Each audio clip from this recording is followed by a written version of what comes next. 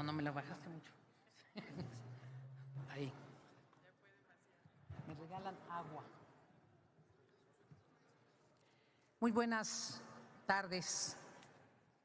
Saludo en este arranque del periodo extraordinario de sesiones a nuestras colegas senadoras y a nuestros colegas senadores, esperando que sea un año fructífero y beneficioso en lo personal y para el país. Con su permiso. México existe. Existe como el espacio en el que las civilizaciones mesoamericanas pergeñaron sus sueños, encontraron sus dioses, civilizaron al maíz, del que por cierto se creó el hombre, cultivaron el cacao y crearon edificaciones monumentales que aún ahora asombran al mundo. Existe México como en el sitio en el que se fusionó, mar de violencia de por medio, la población hispana que se dirigía a las Indias con las diversas comunidades y sociedades autóctonas, en lo que a través del tiempo se llamó América. En aquella colosal Nueva España, cuya riqueza expropiada a las manos indígenas, ríos de plata y oro que hicieron la posible existencia del imperio donde nunca se ponía el sol. México existe, porque la grandeza, la estatura extraordinaria de Benito Juárez, el benemérito de las Américas, rechazó la invasión francesa y el propósito expansionista norteamericano. Honor a quien honor lo merece. La gran figura y ejemplo del indio de Guelatao. Fue en el siglo XIX la primera llamada de atención dolorosísima de cuál sería la tensa y compleja relación con el vecino país del norte.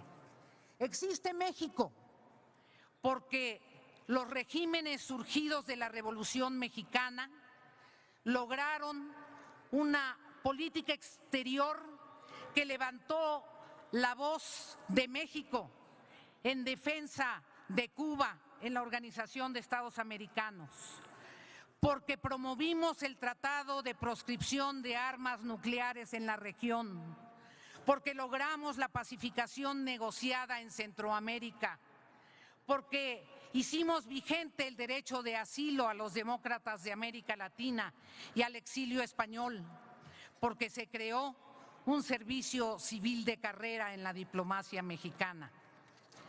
Se preguntarán ustedes si el inicio de mi intervención tiene solo un propósito retórico. No es así, compañeras y compañeros senadores. Tiene el propósito de recordarles a los funcionarios que hoy serán ratificados si su voluntad así lo decide, que recogen una estafeta de un servicio público con antecedentes históricos, que representarán un país que es una potencia de sobrevivencia y de resistencia y de identidad, porque tiene el propósito de recordarle no solo a estos funcionarios, sino a todos, que la historia no se inventa el día que ellos toman posesión, que hay antecedentes positivos y negativos, pero que finalmente en el continuo que es la vida institucional mexicana es indispensable conocer de dónde provenimos. Por eso fue sabiduría del constituyente calificar a la política exterior como política de Estado. Por eso los funcionarios de la diplomacia mexicana tienen que ser ratificados por este cuerpo colegiado, embajadores y cónsules, el canciller, que por cierto lo fue hecho por unanimidad, lo que le genera un enorme compromiso, y los subsecretarios que comparecieron ante nuestra comisión, que por cierto es conducida por un hombre elegante y profesional, el senador Vasconcelos. Julián Ventura Valero, embajador. Jesús Seade Curi, embajador. Marta Delgado Peralta y Maximiliano Reyes Zúñiga estuvieron ante los senadores de las fracciones parlamentarias representadas en la comisión y presentaron sucintas exposiciones serias, consistentes, bien trabajadas. Yo no quiero decir si son fantásticos, si son admirables o que nunca había escuchado a alguien tan extraordinario. Yo quiero decirles que están teniendo la oportunidad más importante de su vida profesional, que están representando a la diplomacia de un país que tiene historia, que tiene una trayectoria en la política exterior, en la etapa de un cambio profundo en las instituciones mexicanas, y que será el desafío que tengan que demostrar pueden cumplir, diseñar la política exterior del siglo XXI en acuerdo con el Senado de la República para en este México de hoy que recuerda en su vida cotidiana aquella expresión de López Velarde: patria, tu mutilado territorio se viste de percal y de abalorio. Este México que necesita prestigiar su imagen porque su realidad se prestigie.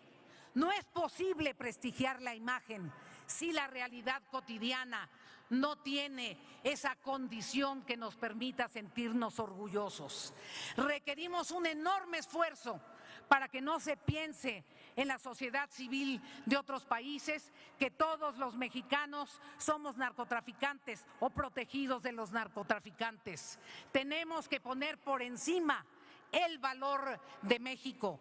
Tenemos que construir un nuevo paradigma humanista que, en concordancia con los antecedentes que he mencionado, reconozca la realidad global y en la inserción global este México que ha resistido invasiones, que ha sido el eslabón que permitió a imperios, que logró una sociedad mestiza que debe respetar y consolidar los derechos de sus pueblos indígenas, este México pueda cumplir esa expresión de los memoriales de Culhuacán. En tanto que permanezca el mundo, no acabará la fama y la gloria de México Tenochtitlán. Muchas gracias. Muchas gracias, senadora Beatriz Paredes.